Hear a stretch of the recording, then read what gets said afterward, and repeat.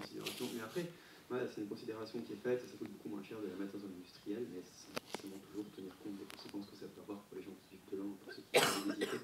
Et ça me faisait penser à quelque chose, juste cette histoire, c'est dans certaines villes, les querelles qu'il y a, ça illustre bien en fait cette envie de remettre la prison à l'extérieur et le plus loin possible et dans l'inconnu. Il y a des villes où il y a des querelles qui ont duré parfois des décennies autour de la manière de nommer un arrêt de bus qui dessert la maison d'arrêt pour les familles. C'est drôle, mais il y a beaucoup d'endroits où le fait qu'il y ait un arrêt de bus qui s'appelle maison d'arrêt est le fruit de controverses qui ont pu durer parfois des décennies. Et donc, pour moi, ça suffit bien le fait pourquoi on ne réhabilite pas aussi pour enlever justement la prison de l'horizon des gens qui passent.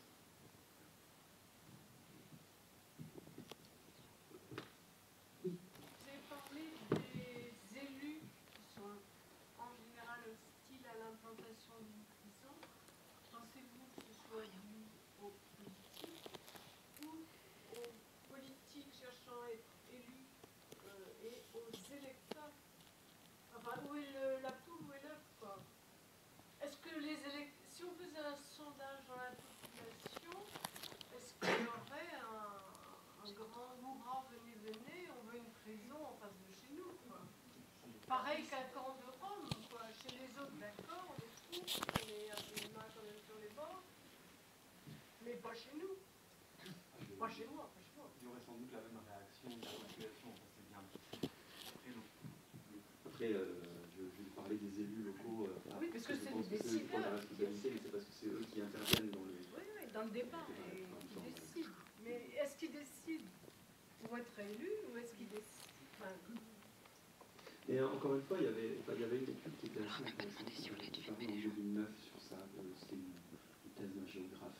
Il y avait quelque chose d'étonnant dedans parce qu'il mettait en évidence qu'il y avait vraiment plusieurs manières de voir ça de la part des élus locaux, et qu'il y avait au contraire, aussi étrange que ça puisse paraître quand on le lit, qu'il y avait un nombre d'élus locaux dans son échantillon qui regrettaient justement que les prisons soient situées donc aussi loin et pas dans les villes centrales, d'élus de villes assez importantes qui avaient tendance à considérer justement que les choses ne devaient pas se passer comme ça.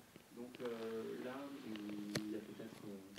voilà, c'est assez difficile de répondre généralement, même si j'ai quand même l'impression qu'il y a une grosse réticence et des élus et, comme vous dites, des populations aussi. Juste un détail, la thèse que tu mentionnes, c'est la thèse d'Olivier Milot, qui est Séparer et punir, on a jamais vu quelques extraits dans le dehors, donc la revue de l'Observatoire international des prisons, Nouvelle prison, le trou noir de la pensée, et qui est très très intéressante. Pour les très courageux, allez en ligne en version intégrale sur Internet. Oui. Par rapport je ne sais pas s'il y a des chiffres là-dessus, mais est-ce que les taux de récidive sont plus importants chez les personnes qui sortent de prisons qui sont comme ça dans les périphéries que dans des prisons qui sont dans les centres-villes? Si on se dit qu'à partir du moment où le but c'est de réintégrer une personne dans la société, si elle est éloignée à un point tel, c'est pas évident de réapprendre dans ce cas-là. Je pense qu'Anne a une réponse intéressante. Vous dites sur les taux de récidive, c'est ça? On n'a pas à ma connaissance, c'est pas ça qui on connaît. Mais ce qu'il faut souligner de manière générale, c'est que la France n'est pas vraiment connue pour ses études en termes de prévention de la récidive. Enfin, on n'étudie pas beaucoup ce phénomène, contrairement à quelques autres voisins européens ou Canada, par exemple, qui sont beaucoup plus avancés. Donc je ne pense pas que ce critère-là, très précisément, ait été étudié. Voilà. Je ne sais pas si quelqu'un dans la salle a eu vent d'études de ce type. Mais... Après, moi, juste par rapport à ce qu'on disait tout à l'heure, c'est vrai que c'est regrettable, les querelles qui peuvent exister, le rejet qu'il peut y avoir de la part de la population. Et en même temps, je crois que le questionnement vraiment véritable maintenant, c'est pas tant qu'il faut construire des prisons. On sait très bien qu'il y en a déjà beaucoup trop. Donc, avec ces prisons existantes, il y a déjà beaucoup à faire.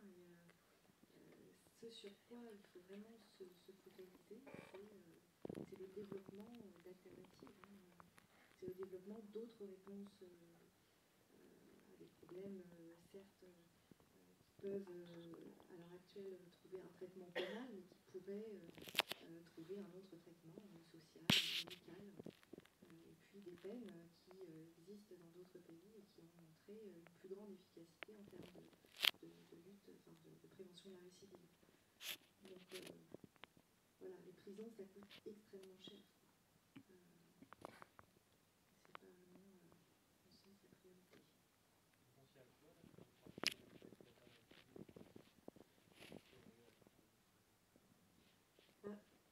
Non, nous avons déjà dans notre arsenal législatif un certain nombre de outils. Alors vous avez le sursis avec mise à l'épreuve, vous avez le travail d'intérêt général. Il existe un certain nombre de dispositifs déjà, mais qui, parce qu'ils ne bénéficient pas des moyens nécessaires, ne sont pas forcément perçus de manière suffisamment crédible, tant par les juges que par l'opinion publique, donc sont sous-employés.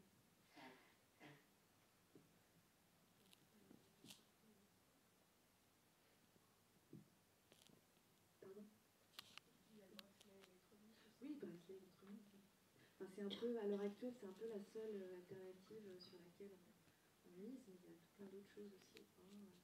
On a tendance à penser que le bracelet, c'est un peu une garantie, mais c'est un outil parmi d'autres qui peut être intéressant, mais qui pose aussi des questions.